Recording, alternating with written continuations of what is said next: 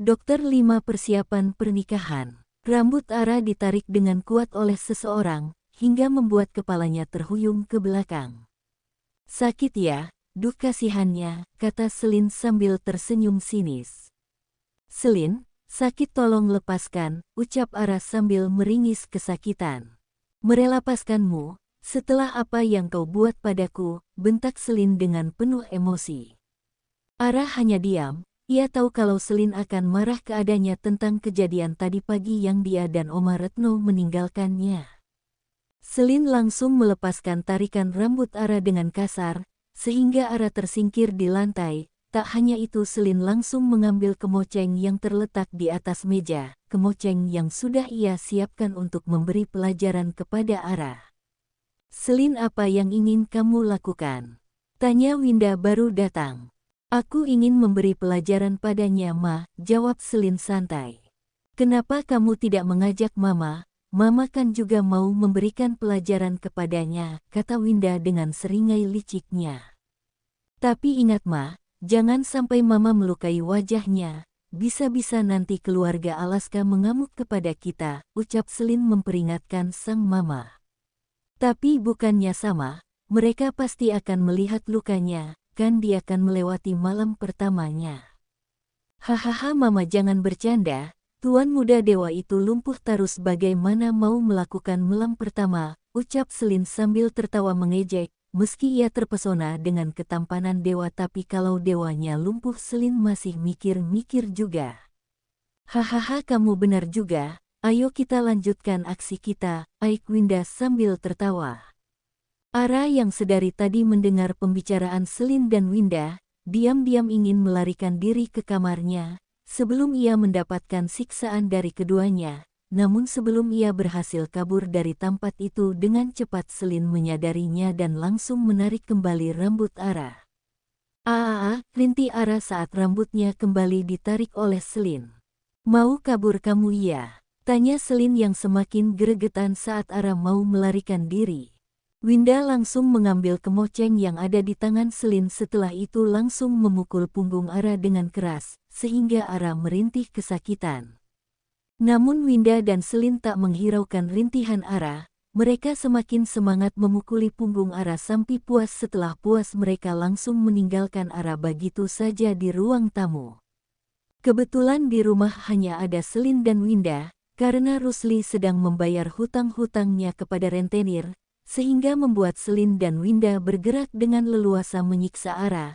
Kalau Rusli ada di rumah, mereka tidak berani sampai segila ini menyiksa Ara, apalagi karena Ara lah hutang di rentenir lunas dan mendapatkan uang puluhan juta dari keluarga Alaska. Ara menangis menahan sakit di punggungnya, bukan hanya fisik yang sakit namun juga hatinya. Belasan tahun ia merasakan siksaan yang diberikan Selin dan ibunya kepadanya. Ara terkadang berpikir, coba ibunya masih hidup mungkin ia tak semenderita ini dan menerima siksaan dari saudara tiri dan ibu tirinya, namun semua itu tak akan terwujud.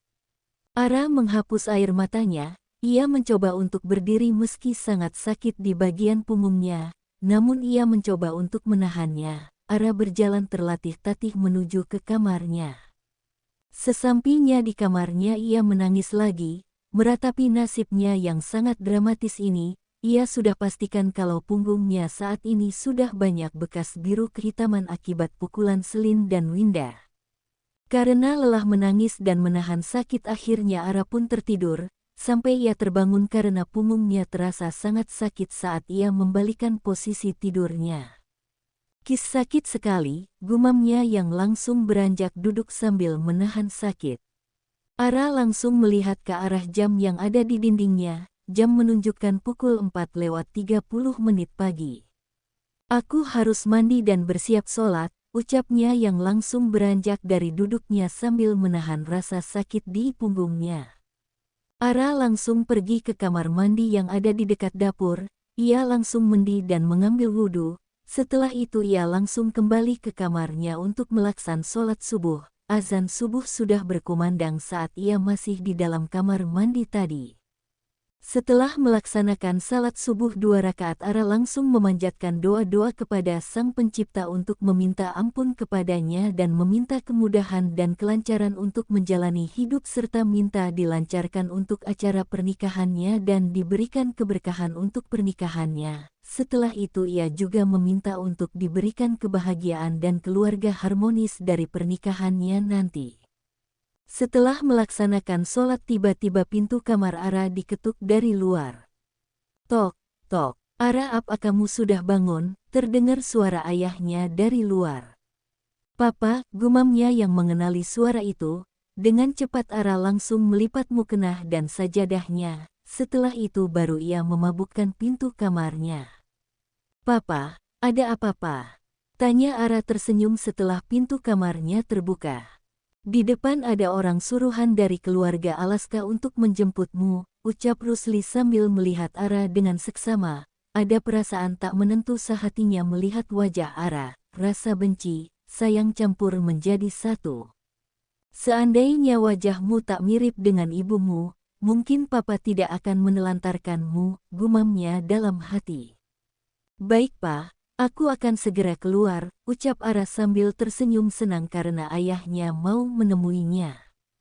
Tanpa berkata apa-apa lagi Rusli langsung pergi meninggalkan Ara yang sedang berdiri di depan pintu kamarnya. Setelah sang ayah pergi Ara juga langsung keluar menemui orang suruhan dari keluarga Alaska. Selamat pagi Nona, salam beberapa orang wanita dan pria menunduk hormat kepada Ara. Selamat pagi. Jangan menunduk hormat seperti itu, ucap Ara yang merasa tidak enak diperlakukan seperti itu. Nona, kami diperintahkan oleh Nyonya Retno untuk menjemput Anda, karena Anda harus dirias pagi ini juga, ucap salah satu dari orang yang menjemput Ara. Baiklah kalau begitu aku pamit dulu kepada kedua orang tuaku, ucap Ara yang hendak pamit. Tidak usah pamit-pamitan segala. Sudah sana pergi, ucap Rusli dengan dingin. Entah sejak kapan Rusli sudah berdiri tak jauh dari Ara. Ara langsung menoleh ke arah ayahnya. Ia tersenyum kecut saat mendengar ucapan ayahnya tadi. Nona, mari, waktu kita tidak banyak, ucap salah satu orang yang menjemput Ara sambil melihat jam yang ada di pergelangan tangannya. Pa, Ara pamit ya. Ara harap papa hadir di acara pernikahan Ara nanti, ucap Ara sambil menatap sendu ayahnya. Rusli tak menghiraukan ucapan Ara, ia langsung melenggang masuk ke dalam rumahnya. Anak buah Oma Retno membawa Ara ke hotel tempat dilaksanakan acara pernikahannya. Setelah menempuh perjalanan 30 menit akhirnya mereka tiba di hotel tersebut. Silahkan Nona, ucap seorang perempuan yang ditugaskan menjemput Ara membukakan pintu mobil untuk Ara. Terima kasih, ucap Ara tersenyum. Ara langsung keluar dari dalam mobil sambil melihat kemewahan hotel keluarga Alaska. Mari ikut saya Nona, ucap Uci seorang perempuan tadi. Ara hanya menggunakan kepalanya saja. Mereka pun berjalan beriringan menuju ke sebuah kamar hotel yang telah disiapkan untuk merias Ara. Di sana sudah ada mua profesional bertugas merias Ara. Silahkan masuk Nona, kata Uci yang membukakan pintu kamar hotel. Ara hanya tersenyum lalu masuk ke dalam kamar hotel itu. Ternyata di dalam kamar itu sudah ada beberapa orang yang tengah sibuk menyiapkan ini dan itu. Permisi, ucap Ara dengan sopan saat sudah masuk ke dalam kamar itu. Semua orang yang ada di ruangan itu pun langsung menghentikan kegiatan mereka. Mereka langsung menatap ke arah Ara. Mereka menatap dengan heran dan bertanya-tanya, apa ini yang akan dinikahi oleh Tuan Muda Dewa, pikir semua orang yang ada di ruangan itu. Apa kamu calon pengantinnya? Tanya seorang mua yang bertugas merias Ara dengan tatapan ragu.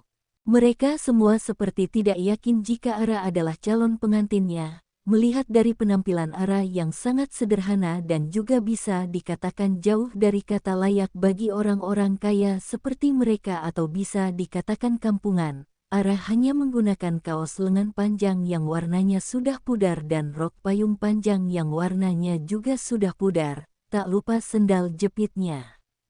Ya, jawab Ara sedikit ragu. Ia merasa tak nyaman dengan tatapan mereka semua kepadanya. Kamu sudah datang Ara? Tanya seseorang wanita paruh-baya yang baru masuk ke kamar itu. Ara langsung memboleh ke arah sumber suara. Ia tersenyum saat melihat kehadiran Oma Retno yang datang. Ya Oma, jawab Ara dengan senyum manisnya.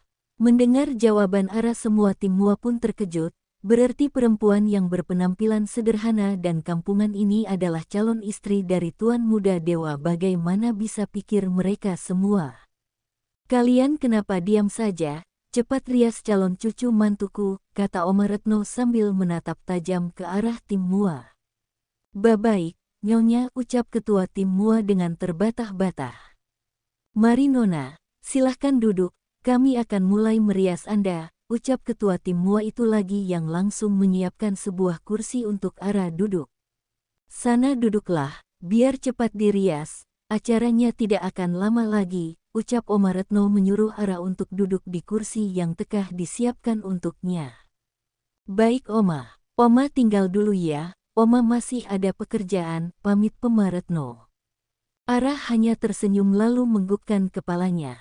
Kalian, cepat laksanakan tugas kalian, kalau tidak, aku akan melaporkan kalian semua ke Ruri, ancam Oma Retno kepada tim Mua. Ruri adalah bos dari tim Mua untuk merias Ara. Tim Mua pun langsung ketakutan saat mendapat ancaman dari Oma Retno. Baik entonya, jawab tim Mua itu sambil menundukkan kepalanya. Ara, Oma pergi dulu ya, kalau mereka berperilaku tak baik padamu, kamu bisa melaporkannya kepada Oma, ucap Oma Retno sambil mengelus rambut Ara dengan sayang. Baik Oma, jawab Ara sambil tersenyum senang. Oma Retno pun langsung pergi meninggalkan kamar tempat Ara dirias, sedangkan Ara langsung mendekat ke tim Mua yang akan merias wajahnya. Tanpa banyak bertanya lagi tim Mua langsung menjalankan tugasnya untuk merias wajah Ara. Mereka tak mau banyak bertanya kenapa Ara bisa menikah dengan Tuan Muda Dewa meski mereka sangat penasaran sekali dengan kisah cinta mereka. Namun berusaha mereka menahan rasa penasarannya itu karena tak mau nanti terkena masalah dengan keluarga Alaska. Bisa karir yang mereka rintis selama ini akan hancur begitu saja. Setelah 2 jam lamanya tim Mua merias Ara, kini mereka sudah menyelesaikan tugasnya. Mereka terperangah saat melihat Ara yang telah selesai dirias. Ya Tuhan, Anda sangat cantik sekali Nona. Saya rasanya tak percaya kalau saya bisa merias wajah Anda dengan sangat cantik seperti ini, ucap ketua Mua yang kagum dengan kecantikan Ara. Ara langsung membuka matanya dan melihat bayangannya di pantun cermin yang ada di hadapannya. Ia sangat terkejut saat melihat ke arah cermin. Ia meraba-raba wajah cantiknya dengan pelan. Apa benar yang ada di pantulan cermin itu adalah dirinya? Batin Ara bertanya-tanya. Baru dirias begini aja Anda sudah sangat cantik Nona, apalagi ditambah dengan gaun pep gentin yang sangat indah ini, ucap tim Mua yang lainnya. Terima kasih, ini juga berkat keahlian kalian semua. Tanpa kalian apalah aku yang hanya perempuan sederhana dan kampungan. Sekali lagi aku mengucapkan banyak-banyak terima kasih atas kerja keras kalian, ucap Ara dengan tersenyum ramah. Wah, Anda sangat baik dan rendah hati sekali Nona, pantas saja Tuan Muda Dewa memilih Anda sebagai calon istrinya, puji ketua Mua. Terima kasih atas pujiannya, ucap Ara sambil tersenyum manis. Ya Nona. Ayo Nona, sekarang saatnya mengenakan gaunnya, ajak ketua Mua. Bisa saya sendiri saja yang memakaikannya, pinta Ara. Ia takut bekas lukanya akan dilihat oleh orang lain. Tidak bisa Nona, Anda akan kesulitan karena gaunnya sangat besar. Duh, bagaimana ini? Kalau mereka membantuku pasti mereka akan melihat luka di punggungku, gumamnya dalam hati. Ayo Nona, waktu kita tidak banyak lagi, ucap ketua Mua itu. Baiklah, tapi aku hanya minta satu dari klien yang membantuku. Aku malu kalau kalian semua yang akan membantuku berganti pakaian, pinta Ara dengan tatapan memohon. Baiklah, mari saya yang akan membantu Anda mengganti pakaian, ujar ketua Mua. Ara pun menganggukkan kepala. Mereka berjalan ke sebuah ruangan untuk mengganti pakaian. Boleh aku minta sesuatu darimu?" tanya Ara deng ragu. "Minta apa Nona?" tanya balik ketua Mua. Aku minta padamu, apapun yang akan kamu lihat nanti tolong jangan beritahu siapapun termasuk Oma Retno dan Tuan Muda Dewa," pinta Ara sambil menatap ketua Mua itu dengan sendirinya. "Loh memangnya kenapa Nona?" tanya ketua Mua itu dengan heran. "Aku mohon padamu, tolong jangan katakan kepada siapapun tentang nanti apapun yang kamu lihat, aku tidak mau menambah masalah," ucap Ara dengan memohon. Ketua Mua itu merasa bingung namun ia hanya bisa menggugkan kepala menyetujui permintaan Ara.